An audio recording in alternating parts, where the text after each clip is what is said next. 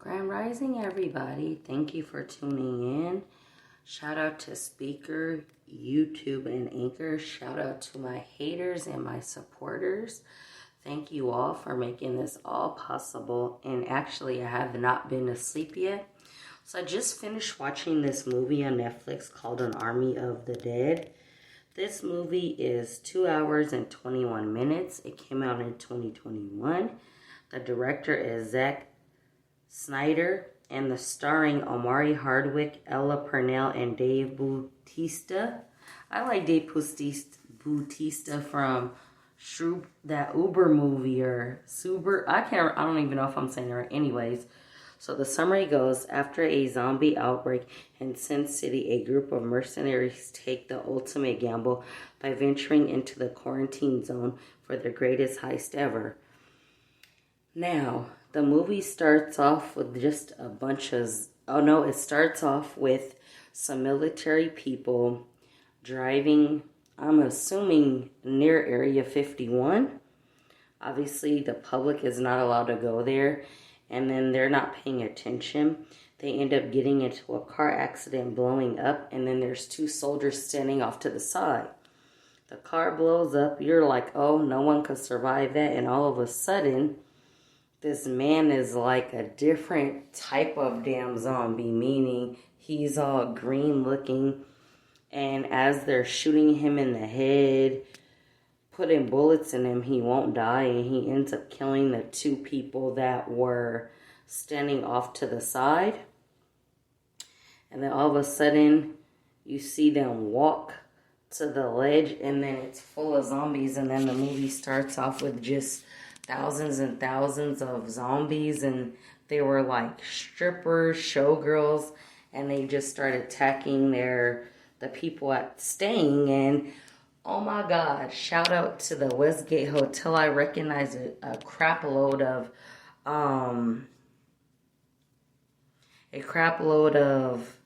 the hotels in Las Vegas. So I like how the movie goes from how their life was and then how it is. So basically, these team of people had a normal life until the zombie apocalypse hit. So you have about two types of zombies in this movie. You have the regular zombie, and then you have like these ultra damn zombies. You could shoot them, stab them, and in most movies zombies don't talk, but they were some different type of zombie mixed with alive, dead, and like some kind of a lizard, because it go make these weird noises. And it's interesting, a like lion ended up turning over. So basically, the world is still going normal. You have your YouTube, you have social media. Somehow these people, some of them were showing themselves killing these zombies, and they ended up making like this camp where normal people who were not infected could stay. And then this very wealthy Asian man's like, hey, I got money for you if you do this. Now, you ask yourself, in this time with the zombie apocalypse or the Walking Dead, money can't do anything for you if you cannot survive, if you cannot be quiet. Right? Like A Quiet Place. So, like, basically, the normal zombies come and kill. Then these, like, super zombies, are weird looking. They're like aliens or something. So then you have these other group of zombies that, like, how they nest or whatever, hibernate. You cannot shine the light in their eyes or they'll attack. So the people all the people in the group agreed to do this mission, except one guy was like, this is some BS. I don't want to do it. I don't recall what he told them to go get, honestly. But, like, that man That Asian guy reminds me of the 1%, like when the world goes to shit and we ain't got shit and the world looks like a zombie apocalypse, that they still have cell phone service, money, they can get food type of stuff. So they decide to leave the camp, and the rule of the camp is only single people are allowed to be there. If you have children, you are not allowed to be in this camp. So basically, imagine a zombie better than like a higher tech zombie, higher than like Z Nation, because those were smart zombies as well. So they go, and Kate ends up slapping the blonde hair girl. She's like, why did you let them in here? You know, people with children are not allowed. She's like, well, I didn't know she had a child. And then she just magically disappeared. So they agreed to go on the mission. So it starts off where he picks the people and they finally jump over the wall. There's like hella, like going back into quarantine, there's like hella zombies. So the blonde haired lady shoots the officer and was like, we have to make peace with the other zombies that are more advanced. So she shoots him to show, hey, we're willing to get along with you. So they take him in. He's screaming. And their queen zombie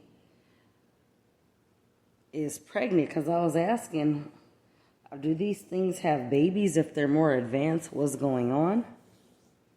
So whatever they're getting, they're going into these casinos. There's like hella money. What's his name? Scott never gave up on his daughter. He had been looking for her, and the whole time she was like upset and had this like hate towards her father. And basically he was like, I know you saw me kill your mother, but I had no choice. And she's like, I just have this growing hate for you. I don't know why. So the guy who ends up getting sacrificed ends up turning into one of those things. And then there's a bunch of these traps, and during the way, these group of people end up dying off. The blonde-haired lady who shot the officer, every time bad things would happen, she would leave her people behind to survive, right? So there is this gentleman who was in the military, and his goal was to make basically a dead army. And he's like, we can breed these people. We have to bring the queen's head back. He's like, if you don't ever shut the F up, then you ain't getting shit, right? So that dead lioness ends up shredding him to pieces, which is funny. He deserves that. Because how do you basically have me go on, or somebody go on a suicide mission, and basically like 99.9% that 0-1 that everybody's gonna die. So as they're running, somehow Omari, Hardwick's character, I can't even pronounce him, I'll call him V, ends up getting separated. And as they're about to leave, the pilot, Scott ends up convincing the pilot to go back and get his daughter. As they're leaving, that king, zombie, reptilian, dead alive, superhuman, dead mother sucker ends up like jumping, coming while they're taking off, and he impales her with like a metal rod. She takes the queen's head and she drops it. It explodes. So then he ends up going and jumping on the helicopter, and as they're taking off, he bites Scott. And as they're trying to leave Sin City, it all blows up. Now, when they all blow up, this reminds me of that movie called The Crazies. Remember that movie that came out some years back where some kind of like chemical drops down on a small little town and everybody's zombie-like, the government's watching, and then pretty much 2 people survive and the whole town blows to shred, but those 2 people end up leaving alive, and the government's watching them. This is what this movie reminds me of. It's like, whoa, that's crazy, right? So, what happens? As it blows up, that rich Asian man is somewhere else, clearly not in Nevada, sees that the town blows up. So like I said, he reminds me of the 1%er that will watch the world suffer and not even trying to help because they got connections, if you know what I mean, without saying too much. And then as Las Vegas, Nevada blows up, they're able to get right outside. I'm thinking past Area 51 and like whatever state or whatever is considered the next city next to Nevada. They end up there. The pilot ends up dying. The dad shoots, but he's bit. So he gives his daughter like 100,000 and was like, start your life over, and you'll be fine.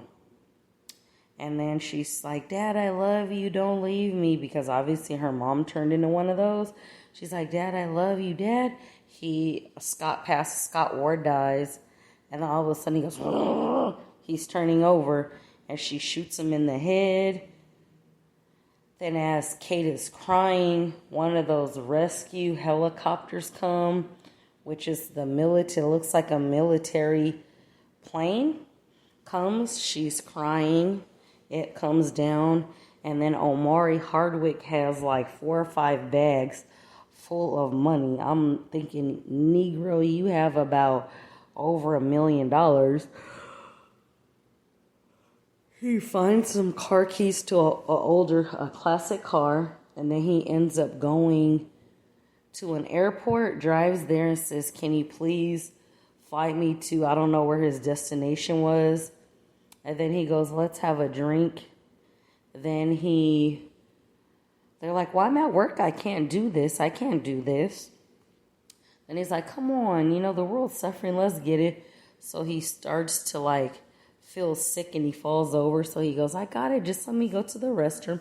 So the captain goes, thank you for flying with us. From then, I felt like something about that private jet was weird.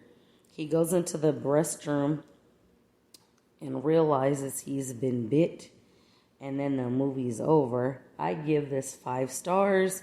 I mean, they've been telling us for years what is to come. We see this stuff like it's entertainment, but it's deeper than that. Look at these drugs people are on that literally rot you from the inside out, and you're like a zombie. Like, you don't find that interesting that even like about movies about pandemic and death, they've been telling us this stuff for years and years and years. Think about it, guys. Thank you for listening. If you haven't already, please subscribe, comment, thumbs the video up or down, or even talk some shit to me. I'm cool with that. Have a nice day.